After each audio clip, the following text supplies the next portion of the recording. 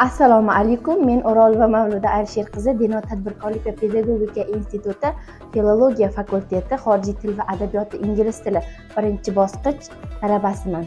Hozir sizlar bilan samimiy dildan o'zim malaka oshirib, tajribalarim asosida nega aynan Denov tadbirkorlik va pedagogika instituti degan savolga javob topishga bir qadar harakat qilamiz.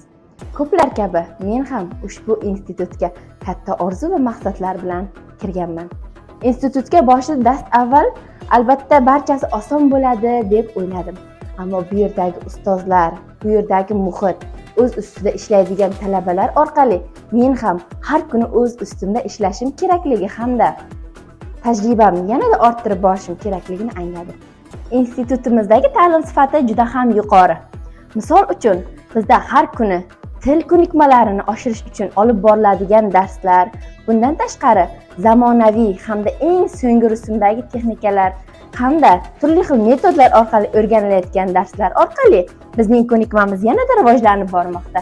Aynan hozirgi darajam ingliz tilidan, so'zlashuv darajam B2, sertifikatim ham B2. Aynan Ibrat Akademiya platformasi orqali 5 dan ortiq tillardan til sertifikatiga egaman. Bundan tashqari institutimizda yaratilayotgan shart-sharoitlar haqida alohida to'xtalmasak albatta bo'lmaydi. Yangilanayotgan resurslar, bepul Wi-Fi, qulay va xavfsiz yotoqxona, bemalol til o'rganish uchun karyera markazi, oshpazlik yoki tikuvchilik, to'quvchilik kabi bemalol hayotga tayyorlaydigan darslar orqali siz o'zingizni mukammal insonga aylantirishingiz mumkin. Institutga kirganimdan buyon bir qator natijalarga erishdim hamda ularni siz bilan baham ko'rsam. Aynan 2024-yil yakunida yilning eng ijodkor talabasi Filologiya fakulteti nomidan ushbu nominatsiya bilan taqdirlandim. Bundan tashqari Jadid izdoshlari ilmiy tadqiqot markazi tomonidan tashkil qilingan ta'limda jadidona qarashlar kabi turli xil ilmiy anjumanlarga qatnashib, statuetka to'plam bilan taqdirlandim. Bir qancha maqolalarim xorij hamda xalqaro ilmiy amaliy konferensiyalarda nashr qilindi. Bundan tashqari ilmiy rahbarimiz Nasiba Xo'shboqova bilan birgalikda Denov tadbirkorlik va pedagogika institutining aynan o'zining maxsus sonlarida ham ilmiy ishlarimizni yoritishga harakat qilmoqdamiz.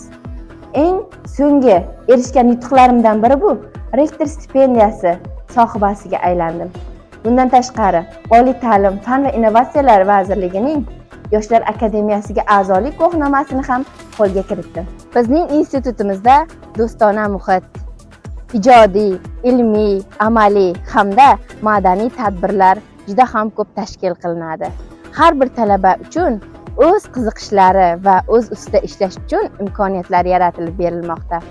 Agar siz ham bilim olish, hayotingizni o'zgartirishga bo'lgan imkoniyatlar mavjud bo'lsa, ikkilanmang. Denov tadbirkorlik va pedagogika instituti imkoniyatlar manbai.